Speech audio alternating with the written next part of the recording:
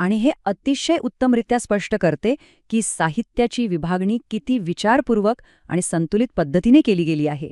पहा, एका बाजूला अंतर्गत लक्ष आहे, म्हणजेच वैयक्तिक विकास. यामध्ये आंतरिक क्षमतांचा विकास कसा करावा, एकाग्रतेसाठी ध्यान कसे करावे आणि मनःशांतीसाठी उपासना, साधना कशी उपयुक्त ठरते याची सखोल माहिती दिली आहे. दुसऱ्या बाजूला बाह्य लक्ष आहे, ज्यामध्ये केवळ स्वतःपुरते मर्यादित न राहता समाज सुधारणा, युगनिर्माण आणि युगपरिवर्तन यामध्ये व्यक्तीने आपलं योगदान कसे द्यावे याचे मार्गदर्शन केले आहे. म्हणजेच स्वतःमधील आंतरिक बदलातूनच मोठा सामाजिक बदल घडतो, असा हा दुहेरी दृष्टिकोन आहे. आता हा भाग खरोखरच खूप रंजक आहे. यात विज्ञान आणि धर्म यांचा एक अद्वितीय संगम अतिशय पुराव्यांसह मांडला आहे. मूळ संदर्भ साहित्यात विज्ञान आणि अध्यात्म किंवा वैज्ञानिक अध्यात्म यावर चर्चा करताना केवळ भावनिक आवाहन केलेले नाही. साहित्यामध्ये थेट पाश्चात्य आणि आधुनिक वैज्ञानिकांच्या संशोधनाचे दाखले आहेत.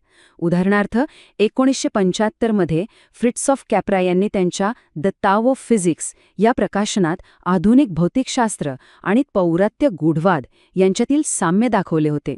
तसेच डॉक्टर हर्बर्ट बेन्सन यांच्या 1975च्या द रिलॅक्सेशन रिस्पॉन्स या संशोधनातून ध्यानाचे वैद्यकीय फायदे सिद्ध झाले होते.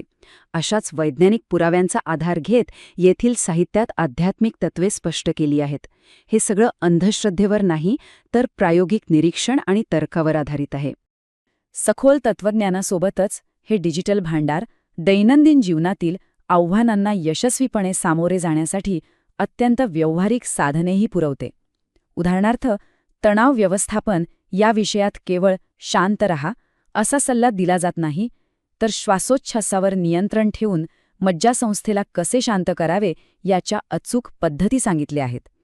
इच्छाशक्ती व मनोबल या अंतर्गत सवयी कशा बदलाव्यात याचे मानसशास्त्रीय टप्पे स्पष्ट केले आहेत. आरोग्य आणि तंदुरुस्ती तसेच कौटुंबिक संबंध यांवरही असेच थेट लागू पडणारे उपाय आहेत.